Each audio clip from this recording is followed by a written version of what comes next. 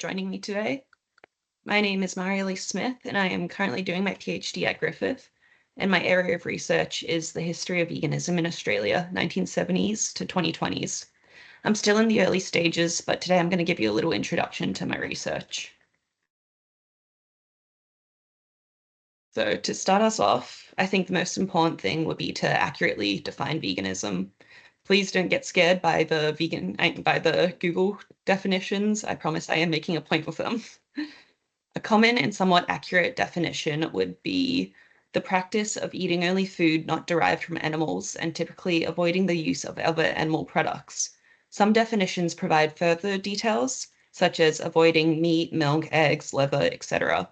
And while this is true, veganism is centered on abstaining from animal products. These definitions conceptualize veganism as a dietary requirement, first and foremost, which I view as a sort of dilution of what veganism is. Within my research, it is clear that veganism is a political lifestyle that is enacted through an ethical boycott.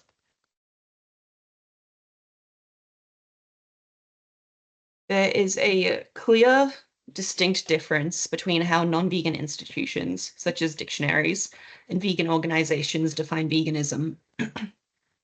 The UK Vegan Society defines veganism as a philosophy and way of living that seeks to exclude, as far as is possible and practicable, all forms of exploitation of and cruelty to animals for food, clothing, or any other purpose, and by extension, promotes the development and use of animal-free alternatives for the benefit of animals, humans, and the environment. This definition highlights veganism as a philosophy and lifestyle and emphasizes the goals first, to exclude all forms of exploitation and cruelty to animals. Before I can focus on the history of veganism in Australia, I first got to give a bit of background on the broader history of veganism. The formation of the Vegan Society in England in 1944 marked the beginnings of the organized vegan movement. The Vegan Society formed as a splinter group from the Leicester Vegetarian Society due to differing opinions on the consumption of dairy and eggs. There's a long history of people abstaining from consuming animal products for ethical reasons. Pythagoras of ancient Greece and his followers, the practice of ahimsa in Jainism, Hinduism, Buddhism, and Sikhism, and the followers of the natural or vegetable diet in the 19th century are all examples of ethical vegetarianism or veganism. However, the Vegan Society was the first distinctly vegan group and provided the movement with both a name and a definition. The founder of the group, Donald Watson, reflected in 1965. Long before 1944, individuals in the vegetarian movement had experimented with diets free from all foods of animal origin, but these pioneers were few and far between, and no attempt appears to have been made to bring them together. Almost 3 decades later, the first vegan group in Australia, the Vegan Society of Victoria, formed in 1973, later becoming the Vegan Society of Australia by 1980. The founder and first president of the group, Fred Whittle, had ties to the UK Vegan Society, as he was mentioned in the Vegan magazine in 1961 as a spearhead for veganism and allied causes in Australia. The Vegan Society of Australia was greatly inspired by their UK counterpart, defining veganism as the practice of living on the products of the plant kingdom to the exclusion of food and other commodities derived wholly or in part from animals. It offers an alternative way of life to that based on the cruel and debasing practices involved in meat and milk production. This definition, once again, emphasizes veganism as a lifestyle centered on ethics. There are 3 motivators consistently given for practicing a vegan lifestyle: animal rights, environmentalism, and health. My research will investigate the history of the vegan movement through these 3 motivators. In order to contextualize the vegan movement within mainstream Australian society and in relation to bigger social movements, I'll contrast these vegan ideals with the animal rights movement, the environmental movement, and popular health advice. Essentially, within veganism, these arguments are that veganism is good for the animals, veganism is good for the environment, and veganism is good for animal health. This can be seen in a statement by the Vegetarian Vegan Society of Queensland in their 2008 document, Why Vegan?, stating that becoming vegan usually involves a conscious decision to reduce animal suffering or our environmental impact, to eat a healthier diet, or some combination of these and other reasons. So let's investigate these claims further, starting with animal rights. The foundation of veganism is animal rights. Veganism is intrinsically linked to the philosophical belief that the exploitation of non-human animals should end. Animal rights are moral principles that center on the recognition that animals have intrinsic value separate to their relationship to humans. Because of this, animal rights promote ending institutionalized animal exploitation. Key animal rights groups within Australia include the animal liberation groups and Animals Australia. Animal rights differ from animal welfare promoted by groups such as the RSPCA, which promote the humane treatment of animals through legal safeguards, working to minimize excessive suffering. Francione describes this distinction as the welfarists seek the regulation of animal exploitation, the rightists seek its abolition. However, animal rights and animal welfare aren't always two distinct categories, as Francione argues that the ideology of the animal rights movement is more of a new welfarist position, as it promotes animal welfare methods in order to eventually achieve animal rights. The foundational text of the animal rights movement is Animal Liberation by Peter Singer, published in 1975. Singer argues that humans should extend the basic principle of equality to animals through the dismantling of speciesism, which he defines as a prejudice or attitude of bias in favor of the interests of members of one's own species and against those of members of other species. Singer views vegetarianism as the first practical step in ending speciesism by boycotting the suffering inherent to the meat industry. He described veganism as a diet that is totally free from the exploitation of other animals, but originally he viewed it as a less realistic and more difficult option than vegetarianism. He has since advocated more for veganism, admitting that he wasn't actually expecting to catch on quite so much when he first wrote the book in the 1970s. Inspired by Singer, the first animal liberation group formed in Sydney in 1976 by Christine Townend. Animal liberation groups then formed in Victoria in 1978 and Queensland in 1979, although the Queensland group changed their name to Animal Kind earlier this year. Townend and Singer then formed the Australian Federation of Animal Societies in 1980, which is now Animals Australia. At this stage of my PhD, I've mostly looked into Animal Kind, formerly Animal Liberation Queensland. However, I will also eventually look into the other animal liberation groups in Animals Australia. I'll be referring to Animal Kind by the name they went by in the time that I am discussing, so today it will mostly be Animal Liberation Queensland.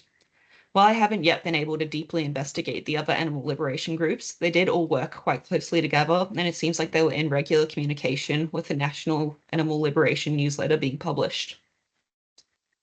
The earlier objectives of animal liberation in the 1970s and 1980s were to abolish man's speciesist attitude towards animals, to conserve wildlife by ensuring its habitat remains undisturbed, and to promote a conservation policy which entails mercy and protection of animals instead of exploitation purely for man's benefit. These objectives highlight the similar missions of the animal rights movement and vegan movements, ending speciesism and animal exploitation. However, the methods promoted by these movements occasionally differed. The animal rights movement and the environmental movement, which I'll be discussing later, practice contentious politics, defined by members organizing and coming together to create change within political spheres through disruptive actions. These tactics are what you would typically expect from activist groups, such as petitions, civil disobedience, and protests. Hempfler, Johnson, and Jones, however, classify veganism as a lifestyle movement. Lifestyle movements promote an active and conscious change in ways of living in order to create change within a society. Veganism is a social movement centered on changes in behavior rather than organized campaigns. While there may be some level of organization within vegan groups or occasional collective action, the dominant method for social change within the vegan movement is through the act itself of upholding a vegan lifestyle. In the 1970s and 1980s, the animal liberation groups were typically a bit reluctant to promote veganism, as they were concerned about alienating potential supporters of animal rights by explicitly promoting a lifestyle that would be perceived as extremely radical. However, they did still actively encourage vegetarianism and veganism, just not as extensively as they do now. An example of the differing tactics for the same issues can be seen by how Animal Liberation and the Vegan Society of Australia focused on battery eggs in the early 1980s. Animal liberation groups in Queensland, New South Wales, the ACT, and Victoria launched a campaign for egg producers to separate their eggs and start labeling the cartons as caged or free range so that people could boycott caged eggs. Animal Liberation Queensland even sold free range eggs in their Brisbane office for their members. The Vegan Society of Australia, of course, addressed caged eggs by recommending to avoid all eggs, stating how much better, therefore, to become vegan, thus forcing the chicken exploiters to look for more ways of earning a living, hopefully less speciesistic and more humane. However, in 1995, Animal Liberation explained the promotion of free-range eggs as a more realistic approach to change. While Animal Liberation is opposed to the use of animal products and promotes both veganism and vegetarianism, we argue for free-range eggs over factory-farmed eggs, knowing these practices will not be stopped overnight. This aligns with Francione's concept of a new welfarist position, advocating for animal welfare as a first step towards animal rights. The Vegan Society of Australia also acknowledged the realistic necessity of gradual change, stating in 1984, imagine if all sheep farmers in Australia became vegan overnight. Utopia, the dream of a lifetime? I fear not. The result would be a nightmare. Chaos would be the most suitable description. If, however, we persuade people to become vegan, then the farmers will stop exploiting sheep because of a reduction in demand for wool. This obviously applies to meat, leather, fish, and all other animal-derived products. Despite occasional differences in tactics, the animal rights movement and vegan movement were still very closely aligned, with the Vegan Society of Australia regularly recommending their members to join animal rights groups and advertising animal liberation protests. Throughout the 1990s and 2000s, animal rights groups began to more actively promote veganism, which Pendergrast refers to as the vegan shift of the Australian animal movement. Since this vegan shift, the animal rights movements and vegan movement have essentially merged, with almost all animal rights groups explicitly promoting veganism, which played a significant role in the mainstreaming of veganism as environmentally friendly. An example of animal rights groups leading the charge on promoting veganism is the 30-Day Vegan Easy Challenge, started in 2009 by Animal Liberation Victoria, encouraging people to try veganism for 30 days to kickstart a kinder, greener life. This leads us to vegan environmentalism. In the 1970s and early 1980s, the two main environmental claims of the vegan movement were based on the protein waste and the land use of animal agriculture. The concept of protein waste gained attention due to the influential text Diet for a Small Planet, published by Francis Moore Lapp in 1971. Protein waste describes the crops grown for the consumption of animals to be consumed by humans. Lapp advocated for a meat-free diet to address food shortages by eating plants rather than feeding the plants to animals and then eating the animals. Veganism, an Alternative, published by the then Vegan Society of Victoria in 1979, promotes veganism as a solution to protein waste, stating, "It is a little-known fact that meat-producing countries buy grain from starving countries to feed their livestock.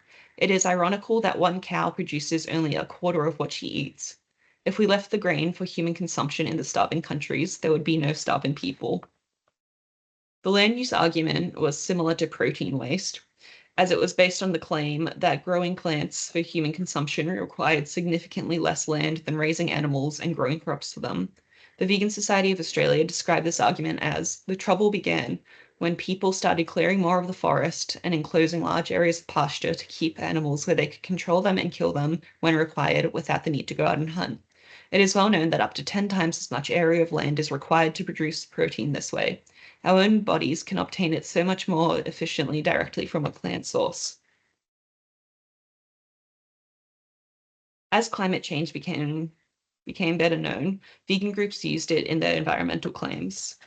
The Vegan Society of Australia first mentioned global warming in the spring 1980 edition of their magazine, Vegan News, following the president of the group, Fred Whittle, attending the Second World Wilderness Congress, stating, "Alan Granger spoke of the pollution in the atmosphere and the danger involved in the accumulation of carbon dioxide in the atmosphere, which will eventually cause a melting of the ice at the poles and a rise in the ocean, thereby flooding many low-lying cities."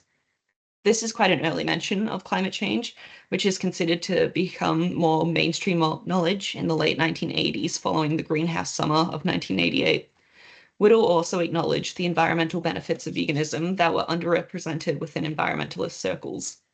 Unfortunately, there were not many of our way of thinking which is helpful to the planet's ecosystem and the air we breathe.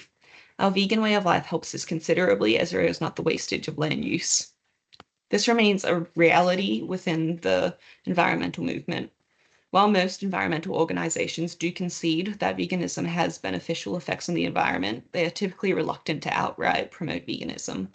Friends of the Earth published an article in their magazine Chain Reaction in 2004 stating that a very practical reduction of fossil fuels is to reduce consumption of meat that comes from grazing land.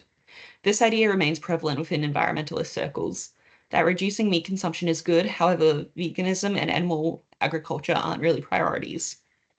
Greenpeace's website states that we do promote veganism and vegetarianism as a way to help, but we've never solely advocated boycotts of veganism. The reasoning is that they encourage people to take the biggest steps they can while taking on the corporations and governments that drive the biggest causes of climate change. Animal Liberation Queensland acknowledged this reluctance of environmental groups to advocate veganism, stating in 2002, even environmental groups are shy about touching this one. Some don't even mention limiting meat consumption as a means of combating global warming. The strategies of environmental organizations tend to be more flexible around animal agriculture than animal rights organizations for which every animal life counts. Following the vegan shift of the animal rights movement throughout the 1990s and 2000s, animal rights groups in particular started promoting veganism as environmentally friendly. Animal Liberation Queensland stated in 1992, evolving our diet away from the current animal-based diet toward a plant-based diet is arguably the single most effective action we can take as individuals and as a society to improve our health and stabilize our endangered ecosystem. The marketing of veganism as good for the environment gained traction in the 2000s, particularly as the environmental damage caused by animal agriculture was seen to largely be ignored. The lack of attention to the environmental effects of animal agriculture, as well as the continuing exploitation of animals, motivated animal rights and vegan groups to much more actively promote the environmental benefits of veganism. The Vegetarian Vegan Society of Queensland stated in 2008, you've probably heard talk that eating less meat will reduce your greenhouse emissions, but this major issue rarely receives the attention and action it warrants. While the vegan movement had existed in Australia since the 1970s, the 2010s were when veganism really entered the mainstream. Market research indicates that the number of food products labeled as vegan in Australia increased by 92% between 2014 and 2016. The first edition of Living Vegan magazine, published in 2011, celebrated the increased knowledge of veganism, stating, "The times they are changing. 25 years ago, identifying yourself as a vegan would land you strange, uncomprehending looks. If people had any ideas about vegans, it was in the context of visitors from a distant star system. We've come a long way since then. Veganism is ever so slowly starting to become part of mainstream society, thanks in part to the greater awareness of the high costs of a non-vegan lifestyle in terms of animal rights, the environment, and human health." It was also during the 2010s where veganism was commonly promoted as a health trend, which takes us into the health aspects of veganism. While vegan diets share a common feature, no animal products, vegan diets are just as diverse as non-vegan diets. One vegan may eat only whole foods, whereas another vegan may eat only junk food. However, the health benefits of abstaining from animal products have been consistently promoted by vegan organizations. While there is now a lot of research that agrees with this claim, it was not always believed that a healthy diet could contain no animal products. In 1979, the Vegan Society of Victoria stated that there are many arguments written on health, diet, and vegetarianism.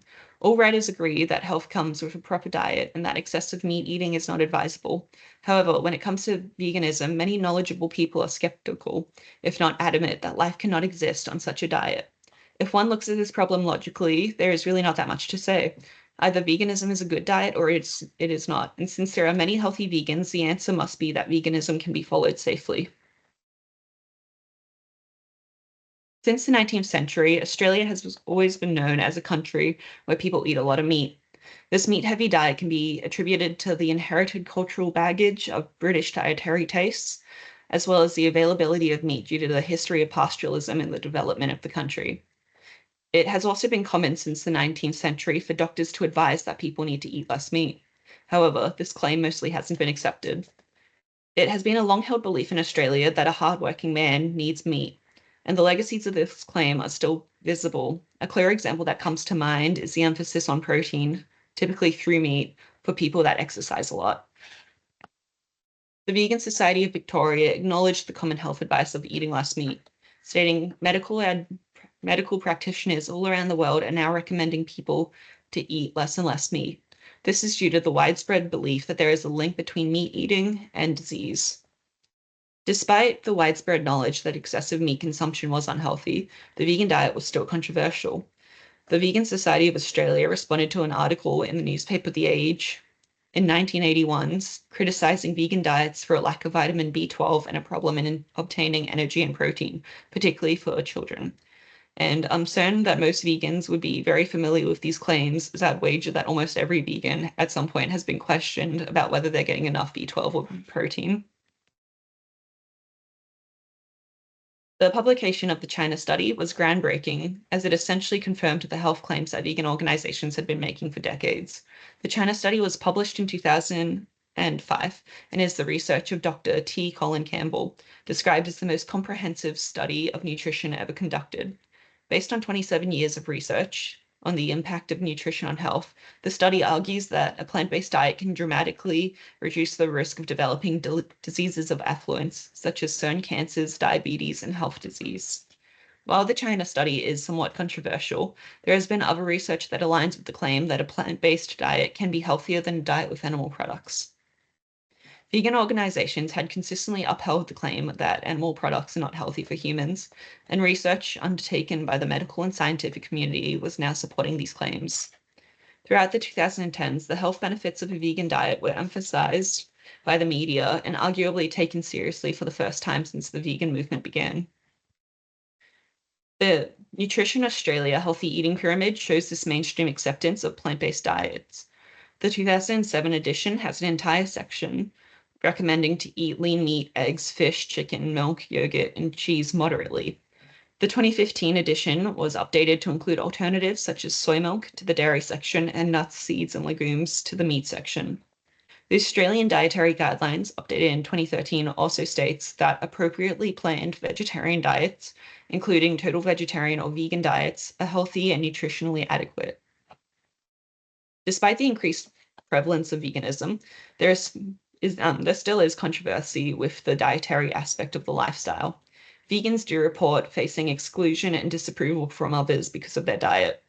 There are also studies that find connections between veganism and eating disorders. There is a common preconception that vegan diets are restrictive, however, this is not necessarily the case. By eliminating animal products from your diet, it can introduce a more diverse range of food. In her book, No Meat Required, The Cultural History and Culinary Future of Plant-Based Eating, food writer Elyse Kennedy states, "Finding food where I didn't know it existed. This is the gift that being vegetarian has given me." I believe this is applicable to veganism as there is some undeniable creativity shown within vegan recipes. Recipe sharing is a key feature within vegan circles. It's extremely common for vegan publications to share dietary advice and recipes. Almost every document published by vegan organizations that I've read contains recipes. This makes sense from a practical point of view, especially before the internet and social media became so popular, as someone new to veganism may not know what food to make, as animal products typically dominate most non-vegan meals. As veganism is a lifestyle movement with social change being made through upholding a vegan diet, one could argue that sharing recipes is a form of vegan activism, as it encourages people to try out vegan food and disproves preconceptions of veganism being particularly difficult.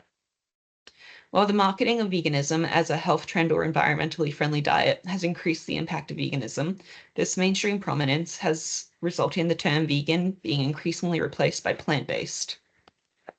Food products replicating animal products have become increasingly popular. While these products can be delicious and helpful for those transitioning to a vegan diet, they can be controversial within vegan circles for simply replacing animal products rather than rethinking the role of meat in one's diet. Kennedy summarizes this idea in No Meat Required, stating that the tech burgers and lab-grown meat represent a continuation of meat as a symbol that I find rather troubling, because I personally want to see a radical reimagining of how we eat, how we use land, and how we think about our food. The emphasis of plant-based distances the vegan diet from the vegan lifestyle inherently linked to animal rights, allowing those not totally invested in animal rights to separate their diet from the negative connotations with veganism and radical activism. The flexitarian, flexible vegetarian label also arose from concerns over environmental degradation caused by meat consumption, and is a more moderate form of dietary change for those who wish to limit rather than eliminate meat consumption. This shift from a vegan lifestyle to a plant-based diet signifies the anthropocentric transformation of veganism. Flexitarianism completely separates the environmental benefits of a mostly plant-based diet from the animal rights philosophy of veganism. As more and more people adopt plant-based diets for environmental or health reasons, their motivations are based around an issue affecting humans, environment, or self-improvement, health. Labels such as plant-based and flexitarian do not provide a radical critique of human domination over non-human animals, as veganism aims to do. Instead, these labels are an indication of the mainstreaming of individualist ethical consumer practices. While veganism does signify a specific dietary feature, it has never been about the diet. Vegan organizations have always acknowledged that veganism is first and foremost about the animals and represents a radical restructuring of one's life to align with the ethical goal of ending animal exploitation. One of the greatest hurdles faced by the vegan movement in Australia is one that affects many activist groups: a lack of funding. The Vegan Society of Australia had 2 tiers of membership: full membership for vegans and associate membership for vegetarian sympathizers. The group still faced low membership and chronically low funds. The last edition of the Society's magazine, Vegan Australia, was published in 1990, and the last edition before that was in 1984 due to printing costs and time considerations. The founder of the group, Fred Whittle, also passed away in 1995. The Society does still have a website that's running. However, different pages say it hasn't been updated since 2001, 2011, and 2016, and it states that it is no longer accepting members. Not all vegan organizations have faced this fate, however. Vegan New South Wales, formerly the Vegan Society New South Wales, is still active since forming in 1981. The Vegetarian and Vegan Society, VegSA, formerly the Vegetarian Society of South Australia, has been active since 1962. Vegan Australia formed in 2012 and has the Vegan Australia Certified program, which confirms that none of the manufacturing or testing processes of a product involve animals or animal products. Animals Australia and Animals Liberation are still very active in campaigning for animal rights and promoting veganism. And Vegan Easy states that through their 30-day challenge, booklets, and social media, they have helped hundreds of thousands of people open their hearts and minds to veganism. These vegan organizations exist in contention to mainstream Australia, and despite the hurdles in promoting a lifestyle that is opposed to animal agriculture, an industry that played a key role in the development of the nation, veganism has made an impact within Australia. Veganism has reached an unprecedented prominence within our society, and these vegan organizations and many others remain determined to their goal of ending animal exploitation. I'd like to finish off with a quote from Donald Watson in the first ever edition of the UK Vegan Society magazine in November 1944. A common criticism is that the time is not yet ripe for our reform. Can time ever be ripe for any reform unless it is ripened by human determination? Thank you. Wonderful. Amazing. Thank you. We have some time for questions. I will stop recording.